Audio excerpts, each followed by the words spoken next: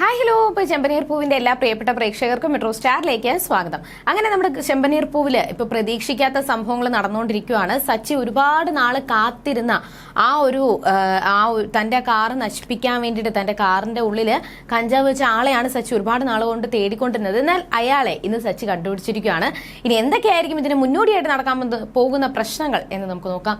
അതിനു മുൻപ് ആദ്യമായിട്ടാണ് ഈ ചാനൽ കാണുന്നതെങ്കിൽ തീർച്ചയായിട്ടും സബ്സ്ക്രൈബ് ചെയ്യുക. അപ്പോൾ ഞങ്ങളിടുന്ന പുതിയ സീരിയൽ റിവ്യൂ വീഡിയോസ് എല്ലാം നിങ്ങൾക്ക് ലഭിക്കുന്നതായിരിക്കും.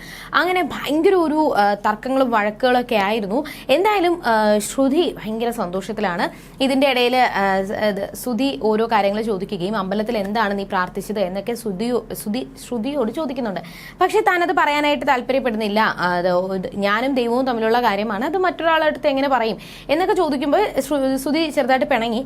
അങ്ങനെ ആ പിണക്കം മാറ്റാൻ വേണ്ടിയിട്ട് ഞാൻ എൻ്റെ പാർലർ മുന്നോട്ട് പോകണം, നല്ലതുപോലെ പോകണം, നമ്മൾ ദാമ്പത്യ ജീവിതം സന്തോഷത്തോടെ മുന്നോട്ട് പോകണം എന്നൊക്കെയാണ് ഞാൻ പ്രാർത്ഥിച്ചത്. ആ ഒരു സമയത്ത് ശ്രുതിയോട് ഒരു കാര്യം പറഞ്ഞു. എനിക്ക് ഒരു നിർബന്ധമുണ്ട്. എൻ്റെ ജീവിതത്തിൽ ഇപ്പോൾ എന്തൊക്കെ നടന്നാലും, ഇപ്പോൾ ശ്രുതി എന്തൊക്കെ നടന്നാലും എന്നോട് തുറന്നു പറയണം, എല്ലാ കാര്യങ്ങളും എന്നോട് ഷെയർ ചെയ്യണം, അല്ലാതെ ഒരു കാര്യവും മറച്ചു വെക്കാൻ പാടില്ല. അങ്ങനെ അറിഞ്ഞു കഴിഞ്ഞാൽ എനിക്കിത് സഹിക്കാൻ പറ്റില്ല എന്ന് ശ്രുതി പറയുവാണ്.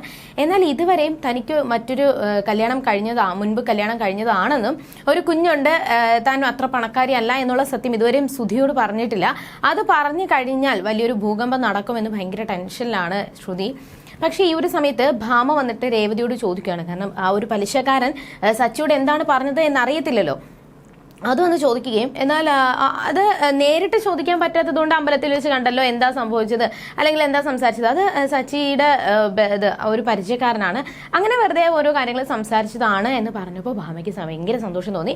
അത് ഭാമ നേരെ ചന്ദ്രമതിയോട് വന്ന് പറയുകയും അപ്പോൾ ചന്ദ്രമതിക്കും സന്തോഷമായി. കാരണം സച്ചി ഒരു കാര്യം അറിഞ്ഞിട്ടില്ലല്ലോ, അറിഞ്ഞു കഴിഞ്ഞാൽ വലിയൊരു പ്രശ്നം ആവും, അതുകൊണ്ട് അറിയാത്തതുകൊണ്ട് ഭയങ്കര സന്തോഷം. എന്തായാലും ഇനി പലിശ അടയ്ക്കണം, പലിശ എത്രയും പെട്ടെന്ന് അടച്ചില്ല എന്നുണ്ടെങ്കിൽ അയാൾ വീണ്ടും വന്ന് പ്രശ്നങ്ങൾ ഉണ്ടാക്കും. അങ്ങനെ അതിന് എന്ത് വഴി എന്ന് ആലോചിച്ചുകൊണ്ടിരിക്കുമ്പോൾ നേരെ ശ്രുതിയോട് ചോദിക്കാമെന്ന് പറഞ്ഞുകൊണ്ട് നേരെ ശ്രുതിയോട് വന്ന് ചോദിക്കുവാണ്.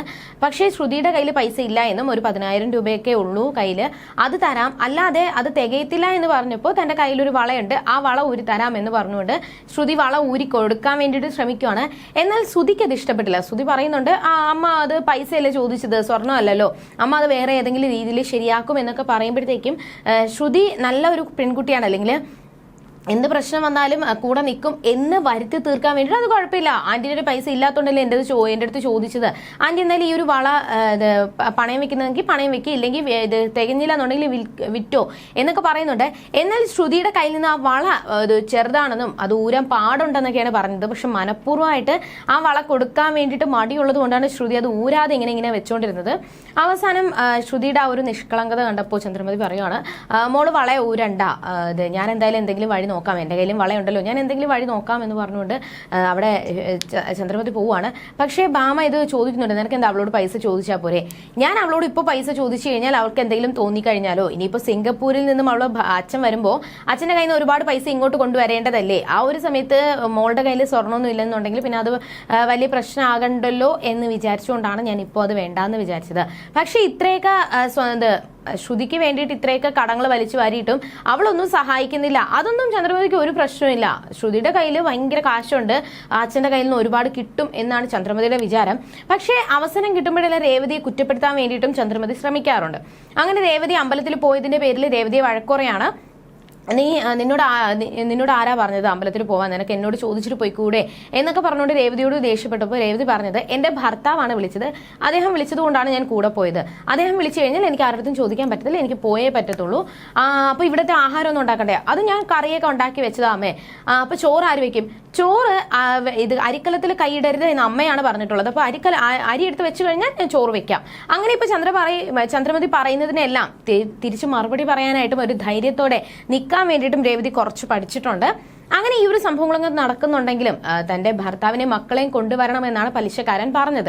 അപ്പൊ ഇനി എന്ത് ചെയ്യാൻ പറ്റും, അവരെ കൊണ്ടുപോകാനും പറ്റത്തില്ല, പക്ഷെ പലിശ അടയ്ക്കുകയും ചെയ്യണം, പൈസയും തികഞ്ഞില്ല, ആ ഒരു സങ്കടത്തിൽ എന്ത് ചെയ്യാൻ പറ്റുമെന്നൊക്കെ ആലോചിച്ചുകൊണ്ട് ചന്ദ്രമതി നിൽക്കുവാണ്.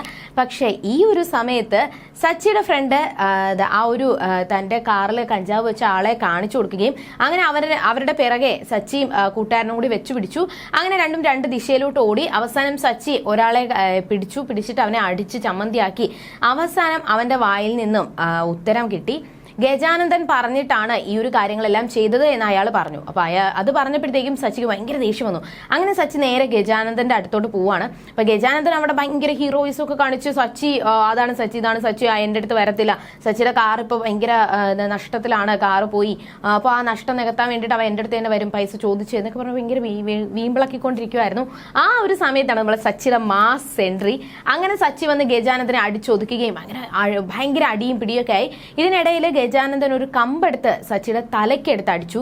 അവിടെ ചെറുതായിട്ട് തല പൊട്ടിയെങ്കിൽ പോലും ആ ഒരു വേദനയിൽ നിന്ന് ശ്രദ്ധിക്കാതെ സച്ചി വീണ്ടും ഗജാനന്ദനെ അടിച്ച് ചമ്മന്തിയാക്കാൻ വേണ്ടിയിട്ട് ശ്രമിക്കുവാണ്. അവസാനം ഗജാനന്ദൻ സച്ചിയിൽ നിന്നും ഓടി രക്ഷപ്പെടാൻ വേണ്ടിയിട്ട് ശ്രമിക്കുവാണ്. ജീവനം കൊണ്ട് ഓടി. അങ്ങനെ പിറകെ സച്ചിയും കൂട്ടുകാരനും കൂടി വെച്ച് പിടിച്ചു. ഇടയ്ക്ക് വെച്ച് ശ്രീകാന്ത് കാണുകയും പിന്നെ ശ്രീകാന്ത് കൂട്ടുകാരനും കൂടി സച്ചിയെ തടയുവാണ്. പക്ഷേ ഗജാനന്ദൻ രക്ഷപ്പെട്ടു. അങ്ങനെ ഉടനെ തന്നെ സച്ചിയെ ഹോസ്പിറ്റലിൽ എത്തിക്കാനുള്ള ഒരു തയ്യാറെടുപ്പിലാണ്. ശ്രീകാന്ത് നേരെ ഹോസ്പിറ്റലിൽ കൊണ്ടുപോയി. പക്ഷെ ഇതൊന്നും അറിയാതെ രേവതി അവിടെ വീട്ടിൽ നിൽക്കുവാണ്. അങ്ങനെ നേരെ ഭാമയും ചന്ദ്രമതിയും കൂടി നേരെ പലിശക്കാരൻ്റെ അടുത്ത് വന്നു. പക്ഷെ പലിശക്കാരൻ പറഞ്ഞത് നിന്റെ ഭർത്താവ് എവിടെ, ഭർത്താവും മക്കളും ഉണ്ടെങ്കിലേ ഇനി മുന്നോട്ട് പോകാൻ പറ്റത്തുള്ളൂ, കാരണം ഞാൻ മുദ്രപത്രം എല്ലാം ശരിയാക്കി വെച്ചിരിക്കുകയാണ്, ഭർത്താവും മക്കളും വന്നില്ല എന്നുണ്ടെങ്കിൽ ഇത് ശരിയാവത്തില്ല, ഉടനെ തന്നെ 2 ദിവസത്തിനകത്ത് വെച്ച് മുതലും പലിശയെല്ലാം എനിക്ക് തന്നു തീർത്ത് ഈ ഒരു മുദ്രപത്രം എടുത്തുകൊണ്ട് പൊയ്ക്കോണം എന്ന് പറഞ്ഞ് ഒരു തീരുമാനത്തിൽ എത്തിയിരിക്കുകയാണ്. ഇനി എന്തൊക്കെയായിരിക്കും സംഭവിക്കാൻ പോകുന്നത്? എന്തായാലും ഗജാനന്ദനാണ് ഇതിന്റെ പിന്നിലെന്ന് അറിഞ്ഞ സച്ചി ഇനി എന്തൊക്കെ ആയിരിക്കും നേരിടാൻ പോകുന്നത്. പക്ഷെ രേവതിക്ക് ഈ ഒരു സത്യം അറിയാം എന്നുള്ള ഒരു കാര്യം സച്ചി ഇതുവരെ മനസ്സിലാക്കിയിട്ടില്ല. ഇനി എന്തൊക്കെ പ്രശ്നങ്ങളായിരിക്കും അവരുടെ ജീവിതത്തിൽ സംഭവിക്കാൻ പോകുന്നത് എന്ന് നമുക്ക് വരുന്ന ആളുകളിൽ കണ്ടറിയാം. അതുവരെയും ടാറ്റാ ബൈ.